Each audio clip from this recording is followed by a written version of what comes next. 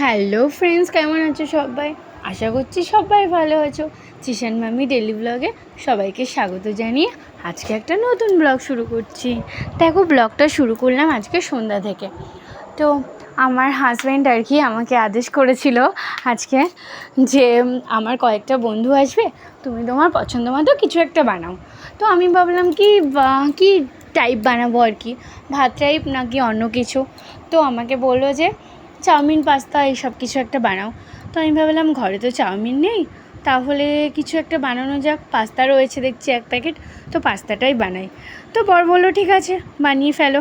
তো ওরা আবার আমার হাতের পাস্তা খেতে ভীষণ ভালোবাসে, তার জন্য আমি পাস্তাটাই বানাবো আজকে। দেখো, আমি একটা বড় কড়াই বসিয়ে নিয়েছি। কড়াইয়ের মধ্যে হচ্ছে পাস্তাটা আর কি আগে থেকে সেদ্ধ করে নিয়েছিলাম। সেদ্ধ করে ওই বেসিনের কলটাতে ভালো করে ধুয়ে নিচ্ছি।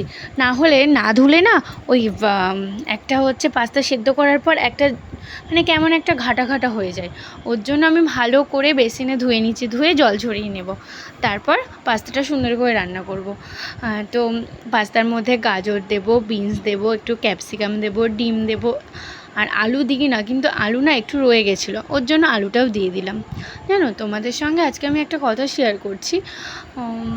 আমি মানে কী বলবো তোমাদেরকে, আমি জানি না আমাদের সময়টা এত কেন খারাপ যাচ্ছে। জানো, আগের বছর আমরা জামাই ষষ্ঠীতে যাচ্ছিলাম, ঠিক জামাই ষষ্ঠীতে যখনই যাচ্ছি আগের দিন যাচ্ছিলাম রাতে। তো আমাদের বাড়ির তো অনেকটা দূর, যেতে প্রায় 4 ঘন্টা লাগে। তাই ভাবলাম যে একটুখানি আগের দিন বেরোই, রাত্রে রেস্ট করে সকাল থেকে আবার জামাই ষষ্ঠীর তোড়জোড় করতে হবে।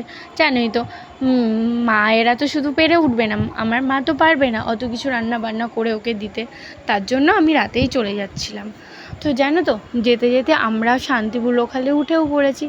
ঠিক সেই মুহূর্তটাতে আমার বরের আর কি ফোনটা চুরি হয়ে গেল। মানে কেউ একজন মানে ট্রেনে উঠতে গিয়ে তুলে নিয়েছে। তো আমার এত মন খারাপ হয়েছিল, আমি না ঠিক কী করবো সেই মুহূর্তেটা আমি বুঝে উঠতে পারছিলাম না। ভাষা হারিয়ে ফেলেছি। ফোন চুরি হয়ে গেল, মানে কেন হলো, কেনই বা আসতে গেলাম, অনেক প্রশ্ন উত্তর আমি নিজেই খুঁজে পাচ্ছিলাম না। যে কেন আসলাম, কেন জামাই ষষ্ঠীতে যেতে গেলাম, কেন আগের দিন আসতে গেলাম, কেন এই সময়টা আসতে গেলাম। মানে প্রচুর প্রশ্নর মুখোমুখি আমি, আর নিজেকে সামলাতেই পারছিলাম না। এত কান্না পাচ্ছিল, বুক ফেটে কান্না আসছে যে ফোন ছাড়া আমাদের চলবে না। কি করে চলবে, আমার বরের যা কাজ, ফোন ছাড়া কিছুতেই চলবে না। তো মানে খুব ভেঙে পড়েছিলাম, ইমোশনাল হয়ে গেছিলাম যে কী করব। তো আমি আর গেলাম না, নেমে পড়লাম। এবার ওর সামনে না আমি কেঁদে উঠতে পারছি না। মানে কাঁদবো আমি, ও কী ভাববে, আমার ছেলেটা, ছোট্ট ছেলেটা কী ভাববে। তো এত কষ্ট পাচ্ছিলাম মনে মনে। তো যাই হোক, আর গেলাম না, ট্রেনটা চলে গেল, আমরা নেমে গেলাম। নেমে এসে ওখানে জিআরপি থাকে, তাদেরকে বললাম এই হয়েছে। তো ওনারা বললেন কেস করুন, এফআইআর ডায়াল করুন। তো করলাম, সবই করলাম। তো করার পর প্রায় 1 ঘন্টা ধরে ওখানে ওয়েট করছি, 1 ঘন্টা আধ ঘন্টা যা প্রসেসিংগুলো থাকে, ওই প্রসেসিংগুলো করতে, এই করতে সেই করতে অনেক সময় চলে গেল। তো তারপর এত আনন্দ নিয়ে যাচ্ছিলাম, যেতে যেতে মন খারাপ নিয়ে চলে আসলাম বাড়িতে। তো কী করব, কিচ্ছু করার নেই। আমি শুধু ভাবি যে চোরগুলো কেন হয়।